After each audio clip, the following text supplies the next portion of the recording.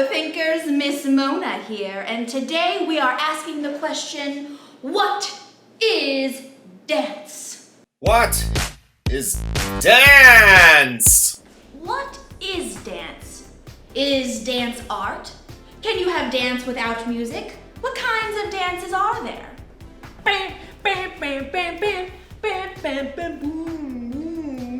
Hey, you know what? I've got to say something. Hey, Miss Mona.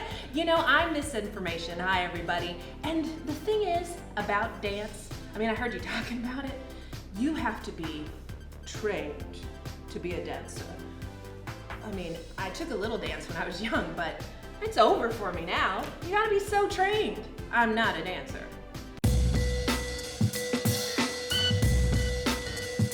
That is actually a common misconception, Misinformation. You don't have to have taken a dance class to be a dancer. Many cultures around the world use dance for several reasons. For religious ceremonies, for cultural communication, and even to raise the roof. You don't ever have to have taken a dance class to be a dancer. True. Training, okay, fine. You don't have to be super trained, but if you're trained, you can do something like this.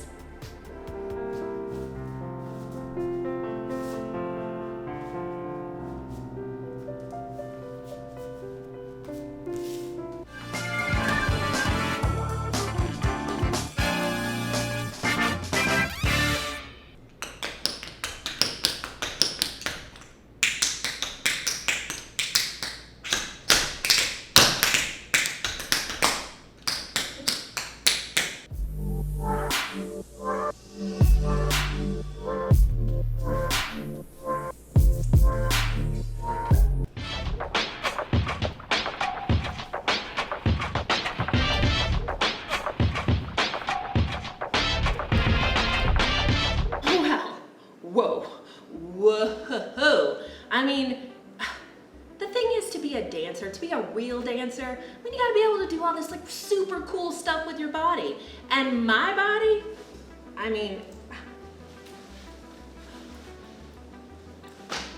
it'll never move that way.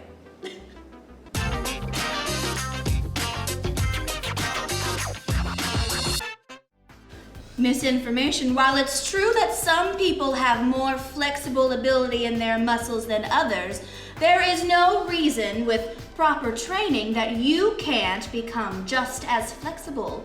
Proper training and practice will help your muscles remember the movements and become more flexible. Take it away, Triz.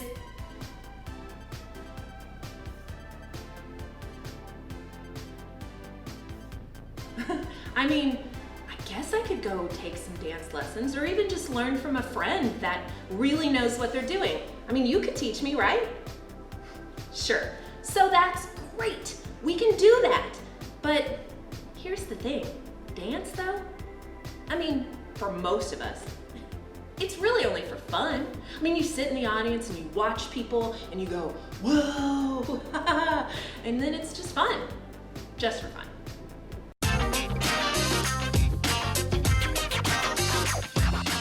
That's true, a lot of people dance for fun. But dance originally was born out of cultural festivals, some that celebrated a harvest, the changing of seasons, or to tell a story, even weddings.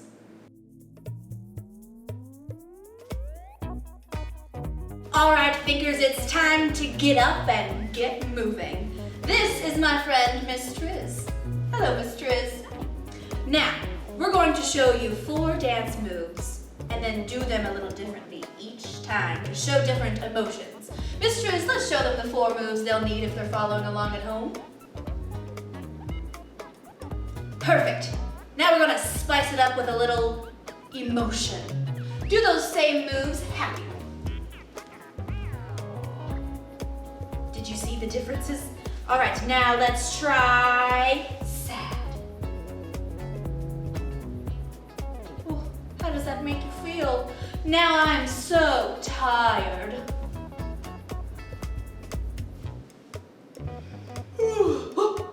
How about scared?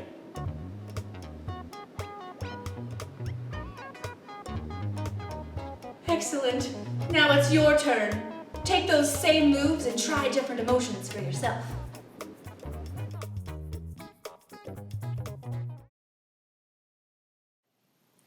Hi, my name's Courtney Sheffield. I'm the production stage manager at Lexington Children's Theater, and I've been a freelance lighting designer for over 10 years.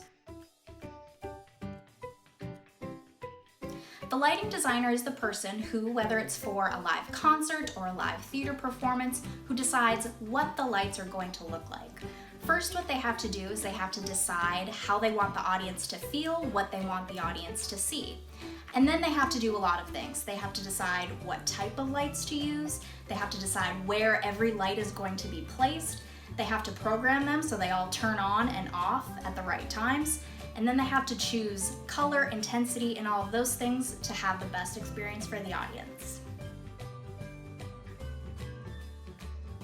The way that I became a lighting designer was I studied stage management and lighting design when I was at college in the University of Minnesota. And I started doing smaller free work just as a student. And slowly, the connections that I made in college, those people would call me for paid work around town at their theater companies. So it sort of grew and grew. And now I work freelance in Lexington, Kentucky.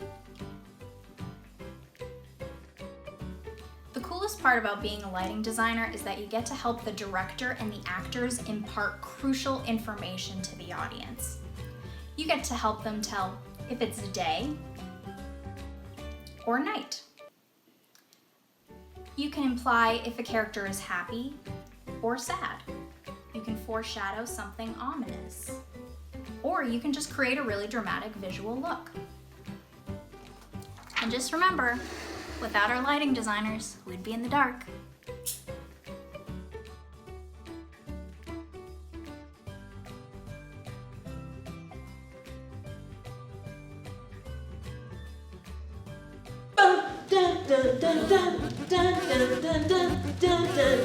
Hey, thanks so much for tuning into this episode of The Living Thing. Don't forget to subscribe to our channel and like this video, please. We'd love it if you would like it. And also, if you have cool dance moves, please post it to social media or your parents' social media and hashtag it The Living Thing. And don't forget to come back here every week to check out videos on The Living Thing.